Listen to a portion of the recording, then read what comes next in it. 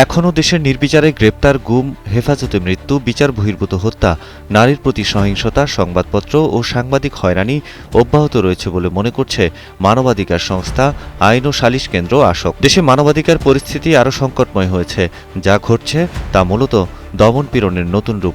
অন্তর্বর্তী সরকারের ১ বছর উপলক্ষে গতকাল বৃহস্পতিবার এক বিবৃতিতে এ মূল্যায়ন তুলে ধরে সংস্থাটি।